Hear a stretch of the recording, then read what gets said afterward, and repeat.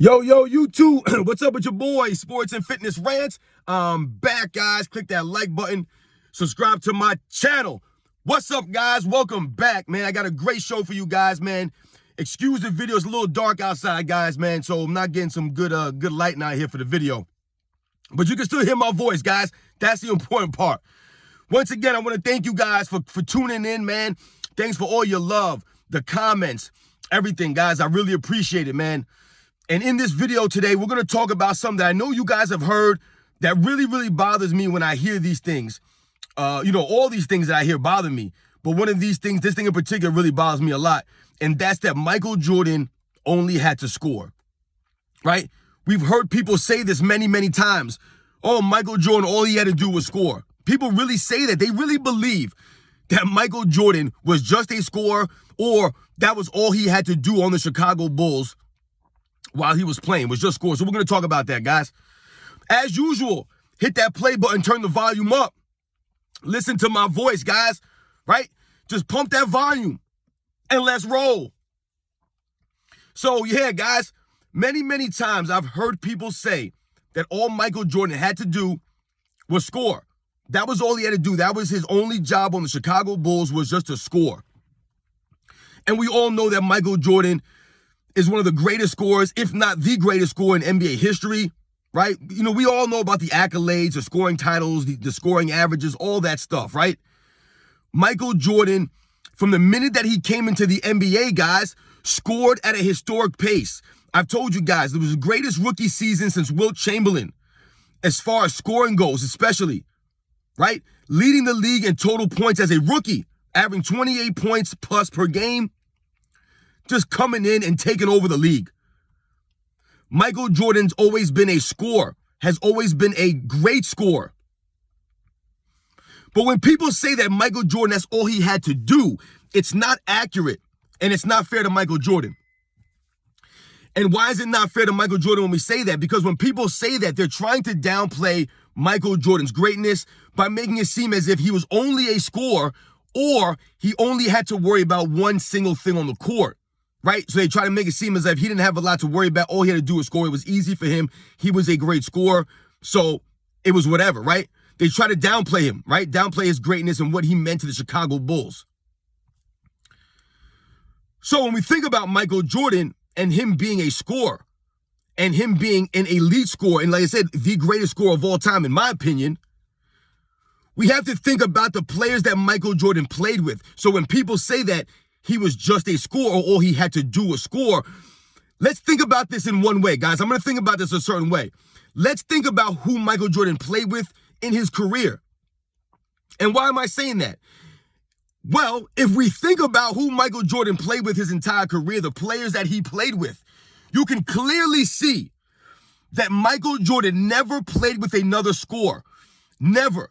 Michael Jordan's entire career never played with another consistent scorer. He never did, guys. Now, if you're going to sit there and tell me Scottie Pippen is a scorer, then I would say you're wrong. Scottie Pippen was never a scorer, especially a consistent scorer. Yeah, Scottie Pippen can get you 16, 18, maybe 20 points, but it's never consistent. It's never at a high level. I've told you guys past videos. The problem with Scottie Pippen was he was very inconsistent when it came to shooting the basketball. He didn't have a great touch. If you look at Scottie Pippen from the free throw line, he barely scraped 70% from the free throw line for his career. And if you watched him play the games throughout his career, his jump shot was very line drive. It's very on a straight line, very flat, his jump shot. He did not have a great touch on the jumper, which is why he was not a great free throw shooter. He was not a great shooter in general, not even a good shooter. He was an up and down, streaky type of shooter. So, yeah, maybe there will be a game where Scottie Pippen could get you 28 points, 27 points, 25 points. But then there were other nights where Scottie Pippen give you 15 points or 14 points, and he'd go 2 for 12 or, 3 for 11, 4 for 16, things like that. He just wasn't very consistent. So when we think about the players that Michael Jordan played with through his entire career, guys, think about the rosters. Guys like Horace Grant. It's not a scorer. Horace Grant was Michael Jordan's best low post player, and he wasn't even a great low post threat. Horace Grant got most of his points off of offensive rebounds, putbacks, alley-oop dunks, hustle plays, right? They didn't run plays for Horace Grant. He got plays out of the offense through action, right? Michael Jordan finding him down low, hitting him off of play, right? Off a double team or something like that. That was how Horace Grant got his points. When we think about someone like a Bill Cartwright who played with Michael Jordan, right? Bill Cartwright was not an offensive force. He didn't have a great low post game. He was a big body down low, but he got his points the same way as Horace Grant, right? Off of Michael Jordan feeds, off of feeds from Scottie Pippen, right? Off of these guys playmaking for them. These guys couldn't go and get their own baskets. We think about guys like a John Paxson or a B.J. Armstrong. These guys were not going to go and get their own baskets at a high level consistently. None of these guys would, guys. They just wouldn't.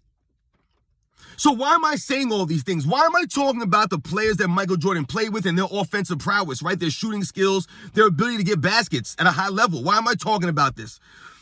Because when people say that Michael Jordan just had to score, right, guys? If we're going to go with that premise, then let's go with it.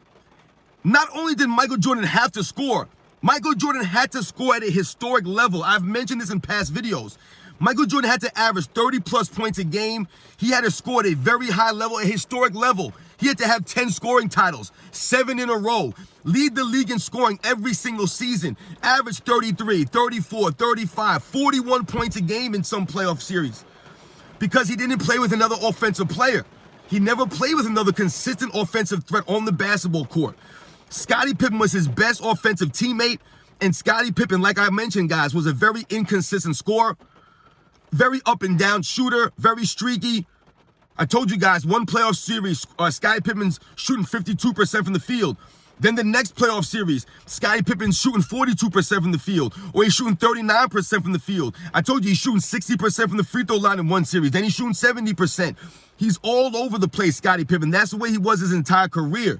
When you look at his numbers, Scottie Pippen for the regular season, right? We all know Scottie Pippen was Michael Jordan's best teammate. He's an all-time great.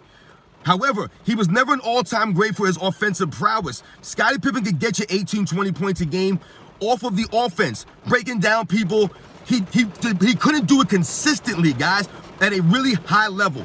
Scottie Pippen's not scored. He doesn't have a lot of 30-point games in his career. I believe he only has about 49, 30-point games in his career. It's pouring out here, guys. I hope you guys can hear me over the rain, man. I'll try to talk a little louder. But yeah, he doesn't have a lot of 30-point games. I don't even believe that Scottie Pippen ever scored 40 points in a playoff game before. He might have scored maybe once a 40-point plus game in the playoffs, but I don't even believe he did. I believe his highest scoring playoff game is 32 points with the Chicago Bulls. So when you listen to these numbers, guys, this is not scoring type numbers for guys who are scorers, right? Guys who consider scorers, guys who could get baskets at a high level consistently would have more than that. I believe Scottie Pippen has about 5 or 6 40-point games in his career. I believe his career high is 47 points. I'm just highlighting Scottie Pippen, guys, because we all know that was Michael Jordan's best and most consistent teammate through his entire career. And when I say that Michael Jordan never played with a consistent scorer that could score at a high level consistently, Scottie Pippen would be the guy that people would point to and say, well, he had Scottie Pippen. But Scottie Pippen, like I said, could not shoot the ball very good, guys. He wasn't a great shooter. Just look at Scottie Pippen's jump shot. It was a line drive. Line drive, guys. If you watch Scottie Pippen shoot, it was always a line drive. And like I told you, if you look at Scottie Pippen's numbers, in the regular season, Scottie Pippen shot 47% from the field. In the playoffs, that drops to 44%. And in the finals, it gets even worse, guys.